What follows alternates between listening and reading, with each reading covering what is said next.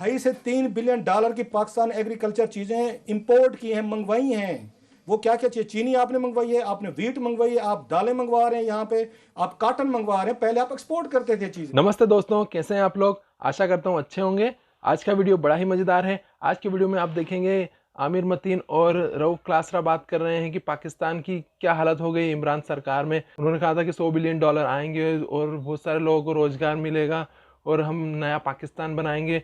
खैर, नया पाकिस्तान तो नहीं बना और बहुत सारे लोगों का सोचना है कि पुराना पाकिस्तान ही अच्छा था। रऊफ क्लासरा बता रहे हैं कि किस तरह पाकिस्तान पहले गेहूँ, चीनी और कॉटन निर्यात करता था, लेकिन अब हालत ये हो गई कि उन्होंने $2.5 से $3 बिलियन की ये सब चीज़ें आयात की है। पाकिस्तान की हालत बड़ी ख़राब है और वहाँ जमकर भ्रष्टाचार हो रहा है और कोई पब्लिक की, कोई आवाम की कोई चिंता नहीं है। वहाँ सब नेता अपनी जेब भरने में लगे हुए हैं और इमरान खान के नए पाकिस्तान का सपना तो धरा की धरा रह गया। वो कहते हैं ना, मुंगेरी लाल के हसीन सपने जैसा हो गया। तो आप क्या सोचते हैं कि क्या पाकिस्तान के हालत सुधरेंगे या और बदतर हो जाएंगे? तो आप जो भी सोचते हैं वो कमेंट बॉक्स में लिख के बताइएगा। और अगर आपको वीडियो पसंद आया तो वीडियो को लाइक कर दीजिएगा और अगर आप चैनल पर नए हैं तो चैनल को सब्सक्राइब कर दीजिएगा। नए चलिए वीडियो देखते हैं। वंदे मातरम, जय हिंद। $2.5 से $3 बिलियन की पाकिस्तान एग्रीकल्चर चीजें इंपोर्ट की हैं, मंगवाई हैं। वो क्या क्या चाहिए, चीनी आपने मंगवाई है, आपने वीट मंगवाई है, आप दालें मंगवा रहे हैं, यहाँ पे आप काटन मंगवा रहे हैं। पहले आप एक्सपोर्ट करते थे चीजें। इन्हीं चीजों की वजह से आपने कोई जरी जमीन नहीं रहने दी। 20% कॉटन कम हुई है आपकी, 15 से 20% जो है गंदम। तो जनाब आप बना लें, हाउसिंग सोसाइटियां बनाए इस मुल्क में, आप यहाँ पे बड़े बड़े महल खड़े करें। फॉर गॉड सेक, जरूरी हम समझते हैं कि आपकी हाउसिंग जरूरी है, थोड़े से हाई रेज की तरफ जाएं। अगर आपने वहाँ पे इतने बड़े बड़े उसमें हजारों एकड़ जरी जमीन पे आपने हाउसिंग सोसाइटी बना देनी है और सबसे मोस्ट प्रोडक्टिव सूबे में बनानी है, साउथ में बनाए, सेंटर में बनाए, तो जनाब फॉर गॉड से फिर फूड सिक्योरिटी के लिए ना तैयार रहें कि आप फिर $3 अरब तो $2.5 अरब गंदम नहीं हो रही, चीनी नहीं हो रही, फलां नहीं हो रही। बहरहाल ये बताना ये था कि मुल्तान की बर्बादी हो गई। जो आम खाते थे ना आहिस्ता आहिस्ता या चौं से बैठ के ये नहीं रहेंगे। बात वहाँ पे चली है गाड़ियों की, इलेक्ट्रिक गाड़ियों के इंपोर्ट पे। तो इसका फवाद चौधरी का ये कहना था, उन्होंने कहा जनाब हमने कोई ठेका ले लिया इस मुल्क में कि लोअर मिडिल क्लास ने कि ये जो कराची के या वटेवर जहाँ भी गाड़ियों के हमारे कारखाने लगे हुए हैं, हमने 10-15 ये जो सेठ हैं इनको आके अरबपतियों को हर साल हमने अरबों रुपए इकट्ठे करके देने हैं। और पाकिस्तानी अवाम जो है, जो गाड़ियाँ अफोर्ड नहीं कर सकती, बड़ी मुश्किल से अगर पैसे इकट्ठे करते भी हैं, इन सेठों ने एक एक गाड़ी 40-40 लाख रुपए की कर दी। जो बैरून मुल्क जो है शायद आपको $2-3-4 के मिल जाते हो। इंडिया में बहुत बड़ी सस्ती हैं गाड़ियाँ आपके सामने हैं। उन्होंने कहा इनकी बदमाशी देखें, ये गाड़ी मैन्युफैक्चरिंग वाले, इनकी क्वालिटी ठीक नहीं है, इनकी प्राइसिंग इनकी ठीक नहीं है। प्लस आजकल इन्होंने एक अपनी बदमाशी और माफिया बनाया, जो माफिया का लफ्ज बाद में इमरान खान साहब ने अपनी कैबिनेट में आखिर पे इस्तेमाल भी किया। उन्होंने कहा ये इन्होंने माफिया बनाया हुआ है कि एक तो आप उस 40 लाख की गाड़ी दे रहे हैं, ऊपर बदमाशी देखें कि साथ में उसकी शॉर्टेज क्रिएट करके 5-10 लाख रुपए ऑन के नाम पे भी ले रहे हैं। वहाँ का खुदा का खौफ करें। ये जो लोग हैं यहाँ पे, आप उसमें उन्होंने कहा दुनिया भर में आपके इलेक्ट्रिक गाड़ियाँ आ रही हैं, आप उनको आने नहीं दे रहे। क्यों? कि अगर आपकी इलेक्ट्रिक गाड़ियाँ शुरू हो गई तो जनाब लोकल इंडस्ट्री बैठ जाएगी। उन्होंने कहा हमने ठेका लिया है लोकल इंडस्ट्री का, अगर लोग उसे पैसे आप उस पर ले रहे हैं, लोअर मिडिल क्लास से पैसे ले रहे हैं, मिडिल क्लास पैसे ले रही है, इन सेठों का आप उनका पेट भर रहे हैं। हम वहाँ से बाहर से अगर आपको सस्ती गाड़ी मिल रही है तो प्राइसेस कम करें। उन्होंने कहा ये थोड़ा कम्पिटेटिव करें। ये गाड़ी सिविक की जो थी, ये मुझे याद है 2-4 साल पहले 24 लाख रुपए की आ रही थी, 22 लाख की, वो 40 लाख वो ले गए हैं, डबल हो चुकी है। और उसकी क्वालिटी ये है कि उसके साथ आप उसके साथ खड़े होकर सांस भी ले लें तो गाड़ी को डेंट पड़ जाता है ना। यहाँ पे आप आके आप इसके बैलून यूज करते हैं ना, इनके ब्रेकिंग का अगेन इनके ब्रेक का सिस्टम आराम से जो चाहे इसको आके चोरी कर ले। मतलब सारी सबसे ज्यादा गाड़ी चोरी होती है, आपका सिस्टम ही नहीं है।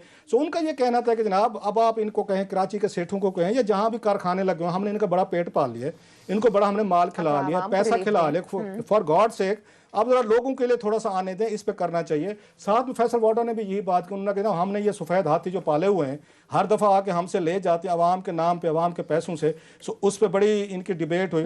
ये जो कारों का मसला है, ये जिस तरह जो मैंने कहा ना, पाकिस्तान से ईंट उठाओ नीचे से कूड़ा निकलता है। हमने चीनी का भी देख लिया, ऑयल का भी रह गया। अब टाइम आ गया है कि ये टबैको और ये कार्स का भी ना, इनकी भी एक तफ्तीश करवा लें। कभी कभी मुसाबकती कमीशन जो है वो कभी रिपोर्ट देता है। मगर 70 साल में दुनिया में कोई ऐसा मुल्क नहीं होगा कि 70 साल में आज भी ये असेंबल करते हैं, ये बाहर से सारे पार्ट आते हैं, यहाँ पे ना होने के बराबर 70 साल में हमारी कार इंडस्ट्री नहीं है। और ये महंगी भी बेचते हैं, दुनिया के किसी उससे कंपैरिजन कर लें, ये क्वालिटी भी बेकार है। जो थर्ड क्लास कार होती है दुनिया भर में वो है, सिक्योरिटी भी उसकी बुरी है, कार की प्रोटेक्शन भी बुरी है, स्टैंडर्ड्स भी नीचे हैं और महंगी भी है। और 3-4-5 कंपनियां हैं, बाकी किसी को ये आने नहीं देते। और हाइब्रिड कार तो पूरी दुनिया में नेक्स्ट ये जो है ये बड़ा अच्छा कर रहे हैं फवाद चौधरी, पूरी दुनिया में अब रेस ही यही है। वो कह रहे हैं अगले 25 साल में सारी दुनिया में हाइब्रिड कार आनी है।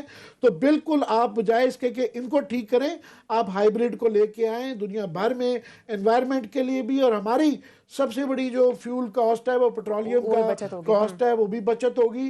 तो ये इकोनॉमी के लिए और एनवायरनमेंट के लिए। लास्टली उस पर फवाद चौधरी साहब ने जो एक उस पर तजवीज़ दी, वो बड़ी अहम थी तजवीज़, जो मुझे लगी है। अब मुझे नहीं पता आमिर साहब इस पर क्या तबसरा करते हैं। उन्होंने कहा जनाब कि ये जो हमने सिस्टम बनाया है ना, 10 साल बाद सेंसस होगी, 10 साल बाद हम यहाँ काउंटिंग करेंगे। उनका ख्याल ये था कि मेरे ख्याल में ये सबसे बड़ी लड़ाई की जड़ है। होता ये 10 साल बाद जब उसके फिगर सामने आते हैं, लोगों को बम लगते हैं, इतनी बड़ी आबादी बढ़ गई है। मसलन इस्लामाबाद की देख लें, मुझे याद है 98 की जो आबादी है सेंसस की, वो आपकी है 10 लाख। 2018 में जो की है वो बनी है 20 लाख। जब लोग सुनते हैं कि 10 से 20 हो गए, कहाँ से इतने लोग आ गए, इंफ्रास्ट्रक्चर बला बला, उनका ये कहना था कि हमें इस तरह का कुछ सिस्टम यहाँ बनाना चाहिए कि हर साल जो लोग ऐड हो रहे हैं और जो डिपार्ट कर रहे हैं, मीन्स को जो अगर जिनकी वो हो रहे फौत हो रहे हैं, हमें कुछ सिस्टम होना चाहिए कि एवरी ईयर हम इसको बैठ के काउंटिंग करते रहें जाके, ताकि जब इसका रिजल्ट सामने आए तो लोगों को झटका ना लगे हैं इतनी आबादी बढ़ गई या कम हो गई है। उन्होंने इसकी मिसाल दी है उसकी अमेरिका की। उन्होंने कहा अमेरिका में तो क्लॉक लग गए, अब वो टिक टिक कर रहे हैं जितने बंदे पैदा हो रहे हैं, क्योंकि वहाँ सारा सिस्टम डिजिटल है, ऑटोमेटेड है। हॉस्पिटल में लोग पैदा हो रहे हैं, जहाँ पे हो रहे हैं साथ में सिस्टम में डालते हैं, साथ ही क्लॉक पे टिक टिक टिक, इतने लोग अब ये पैदा हो गए, इतने मर गए, इतने फला हो गए। He was of the view कि हमें ये सिस्टम यहाँ पे भी लाना चाहिए। इस तरह की कुछ चीज़ें बनाएं कि साल के अंदर अंदर हम हर साल डाटा देते रहे लोगों को कि अगेन ये देखें इतने पैदा हुए हैं, इतने मर गए हैं, इतनी आबादी हो गई, इतनी फला हो गई। लास्टली मैं कहूँगा ये सेंसस वाले इशू पे मरदमशुमारी फवाद चौधरी साहब पूरे वेल इन्फॉर्म्ड शायद नहीं है, क्योंकि ये 10 साल बाद सेंसस ज़रूर होता है। एक आध दफ़ा हमारे यहाँ क्योंकि वो 20 साल हो गया, वो नहीं हो सका, तो 20 साल भी लग गए। मगर ये हर साल में जो स्टैटिस्टिकल ब्यूरो है उनका एक सर्वे आता है। हाँ, उसको पब्लिक करने की ज़्यादा ज़रूरत है। अच्छा। उसको पब्लिसाइज करने की ज़रूरत है। तो ये हर साल और क्वार्टरली जो है ना, उसको ट्रेंड को चेंज करते रहना चाहिए कि ज़्यादा सालाना या 2.5 साल के बाद उसको ज़्यादा ऑथेंटिकली करवा के ज़्यादा पब्लिसाइज करना चाहिए कि जनाब ये वाला हमारा जो है ना, अब ये वाली सूरत हाल है, 10 साल वाली नहीं है, उससे फ़र्क